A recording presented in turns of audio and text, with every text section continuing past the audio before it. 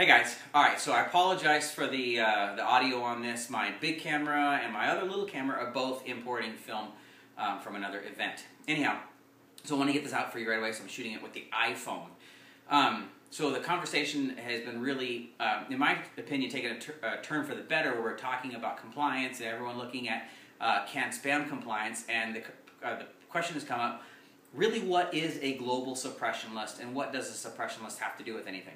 Now, first of all, let me tell you, I'm not an attorney. You should get your own attorney, and you should seek good legal counsel if you're going to have affiliates emailing for you. There are laws and rules that surround affiliate mailing, and if you think you're immune to them because your size of your business is small, you better guess again, you're not. Anybody who's doing affiliate marketing should be paying attention to what I'm about to outline, okay?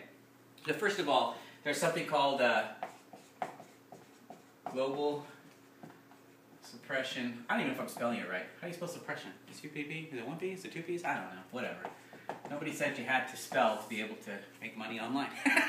Thank God. Unless, of course, you're selling to teachers, in which case you better be able to spell. All right, so global suppression list, right? So global suppression list really means a one list for all. Now, what I mean by that is it's one list that you can give to an affiliate who's going to be mailing for you that will remove everyone prior to him sending the mail that is on his list that has already told you, I don't want to hear from you anymore. So if you're doing mailing and I'm running, acmedogcollars.com, there will be people who will get my email and say, I don't want to hear anything else about acmedogcollars.com. Now, the first thing you may be thinking of is, okay, this is probably people who've opted out of my list. No, that's not exactly the same. That's separate and different.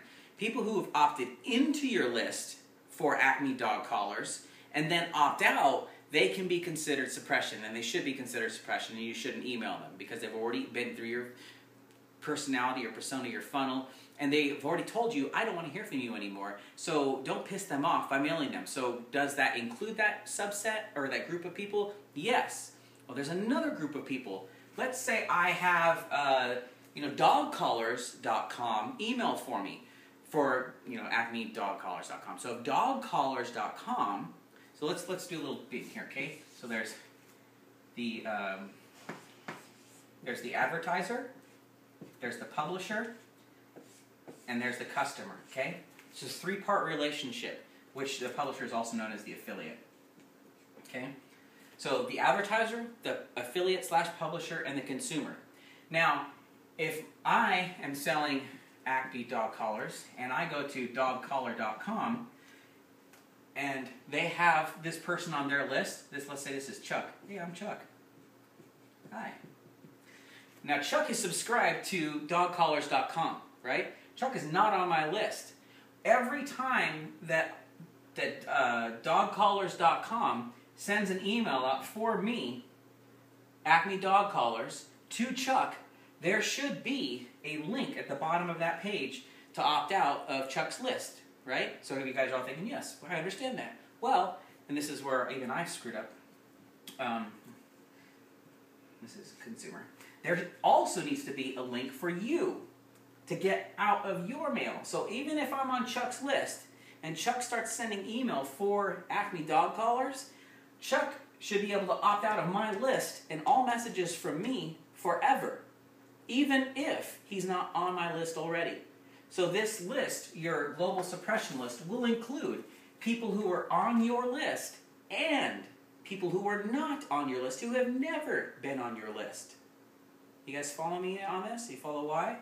Because Chuck says, I keep hearing about Acme Dog Collars. I saw their emails.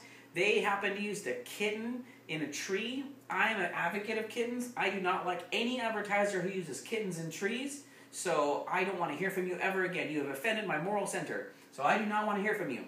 Well, if that happens, that consumer has the right to say, and not to say, I don't want to hear from this guy, and as such, never hear from this guy ever again. So the only way to do that is obviously that Chuck never joined your list, because Chuck doesn't like you to begin with.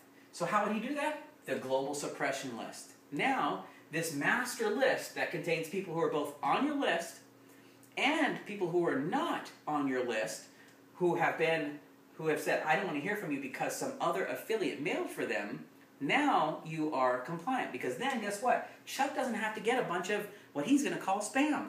Because Chuck doesn't care to hear from you. If Chuck doesn't care to hear from you, guess what? You don't want Chuck to hear from you. It's a pain. It's bad. If Chuck hears from you and he doesn't want to hear from you, he's going to be the guy who's complaining and generating those complaints to your ESP and your mail services or your affiliates' mail services and get everybody in trouble because he doesn't want to talk to you. So, get the global suppression list, and then what you do is whenever an affiliate mails for you, you have your email that's sent here. So it's like, hi, so-and-so's launch is so amazing. I love this guy. He is the best thing since sliced bread. I actually watched him walk on water once. Here is a link for opting out of any messages about Jesus. So it's like, hey, you know what? I don't want to hear Jesus's crap anymore. I don't believe this Jesus guy, so I don't want to hear anything. I can click on that link and I will land on, this is the cool part, I will land on Jesus or, Acme Dog Collar's website. And when I land on that website, it'll say opt out, would you like to opt out this email address, so-and-so's email, or there can be an opt-out box here. And then when I hit submit, I'm added to the global suppression list for Jesus or Acme Dog Collar, whatever you want to call it. Okay? I'm not sure how else to explain that. You can do this on your own with your global suppression list. You can just have this be a file in your database, and this can write to a secure location on your server that no one else can get to. It's important. That's why I mentioned that specific thing. The secure location on your server that no one else can get to, and download your suppression list and start mailing them. That's bad. Okay. So you don't want that. So try and, this is why it's important to use, if you can afford it in your business, use somebody who's a professional at this, because if you ever get in hot water, judges are going to look at this and say, look, son, you got a $2 million year company, you couldn't spend $1,000 to make sure you're compliant? Fine.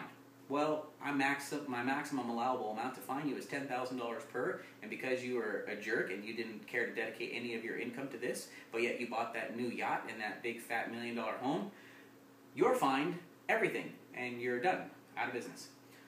But if you're like, well, look, we've used reasonable and prudent measures based on the current size of our business to make sure that we fought this and we were aware of it, and we had all of our affiliates promise that they were downloading the global suppression list. They actually had to sign a document that said this, and before they were given any links, they signed FedEx documented papers back and forth that prevented abuse. This is why you don't see me ever coming out with public affiliate programs, and why this is exactly why CPA networks took off, because it removed that layer of liability from the advertiser, because the advertiser can say, CPA network, you handle all that liability. You take care of all that crap and make sure that the affiliates are doing their job. And I'll pay you, and you deal with them, because this is too much liability and a pain in my ass. However, unfortunately, well, we all know what happened there. Lots of fraud, blah, blah, blah words. You get the rest. But this is why they came into existence, is because of this. One of the reasons why they came into existence, because of this need for this level of protection, to have an individual dealing with the affiliates for you, if you don't have enough time in your daily business, or if you don't have the knowledge base behind you, you can hand it to someone else who does. But you gotta be aware of it, because if you're running a business and you're doing all this stuff and you're not aware of this stuff, they say ignorance is no excuse. Well, they really mean that. Ignorance is no excuse. You'll start getting letters from Chuck, who's like, hey, God, I said I don't care about Jesus' stuff. I know that jerk does not walk on water. I don't want to hear about Acme Dog Collars. In fact, I don't want any emails at all. In fact, I entered my email address in on this website because I know this guy spams the crap out of people, and my only intention is to sue the shit out of everyone's email that I get in my email box. Believe it or not, that happens. Or maybe he doesn't sue him. Maybe it's all out-of-court settlements. That really happens. So, hopefully this helps shed a little bit of light on the situation for you. There are a couple services. I'm not going to make any recommendations for them. Again, please get an attorney. I'm not an attorney. I'm just telling you what I've learned over the last 13 years on how this is supposed to, how I believe this is supposed to run. Other people may check with their legal counsel and say, hey, you have a certain degree of safety here because you're behind this buffer wall. Maybe it's ClickBank. Maybe it's CPA Network. One thing I will say though is I haven't seen ClickBank require suppression list downloading for link generation, so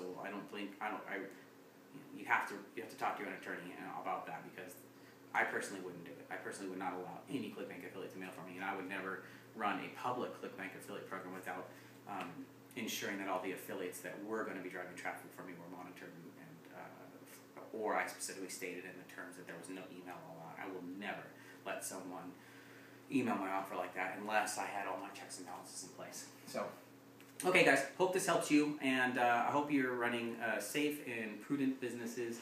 And remember, prudent and safe is really relative to the size of your business. If you're making $10 a day, obviously a judge is not going to look at you and say, oh, you got to spend $2,000 a month on this system. No, that's not the case. Point is, educate yourself and take reasonable measures based on the current size and volume of your business. Okay? All right, guys. Have an amazing day. Oh, get an attorney, get an attorney, get an attorney.